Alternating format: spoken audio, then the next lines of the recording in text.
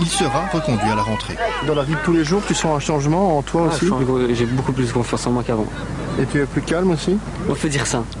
Donc ta vie a changé grâce à l'arbitrage? Ouais, a changé. Elle a pris une autre tournure.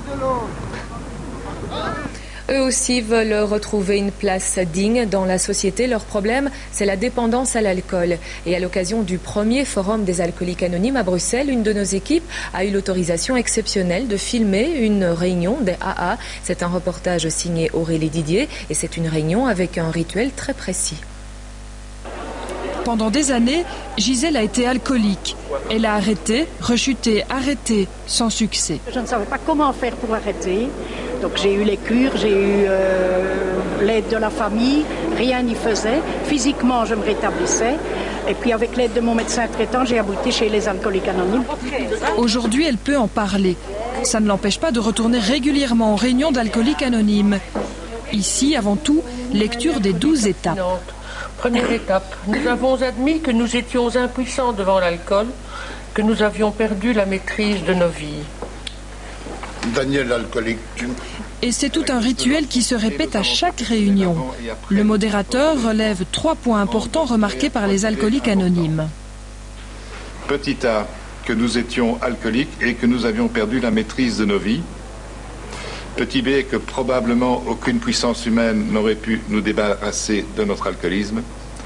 Et petit C, que Dieu, tel que nous le concevons, pourrait et voudrait le faire si nous le recherchions.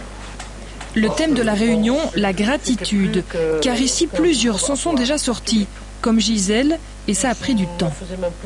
Et ce que j'ai retrouvé dans le temps, à force de faire des réunions, c'est que j'ai retrouvé en moi une confiance en moi. J'ai pas retrouvé, j'ai trouvé la confiance en moi que je n'avais jamais. Alors, bon, en rentrant à 11h du matin, déjà bien bourré devant la maison, moi je touche avec l'auto je monte sur le trottoir, je touche un piquet d'éclairage et mon fils qui me dit, mon Dieu, papa, si tu ne te fais pas soigner, tu ne viendras pas à mon mariage. Quand ton fils te dit ça, tu n'es pas fier. Hein? Ça a été le déclic, il ne boit plus, tout comme d'autres ici. J'avais encore 2 solutions, soit mourir, enfin si je peux me permettre, bon dans l'alcool on ne meurt pas, mais on crève, soit de vivre. Alors j'ai quand même choisi la vie. Depuis lors, ma vie est devenue petit à petit lumineuse. J'ai commencé à avoir une fleur de pissenlit. Je n'imaginais même plus que le jaune existait. Il me semblait que je ne voyais plus la vie qu'en noir.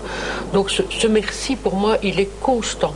Et ça induit forcément de la joie, de la bonne humeur qui rejaillit sur les gens autour de nous. La réunion est terminée. Donnez-moi la sérénité. Mais ce n'est sûrement pas la dernière pour Gisèle. Si on manque les réunions, on retombe dans un certain travers de nos défauts. Donc les réunions, au fond, c'est recharger ses batteries finalement. Les alcooliques anonymes, plus de 100 000 groupes dans 150 pays dont la Belgique.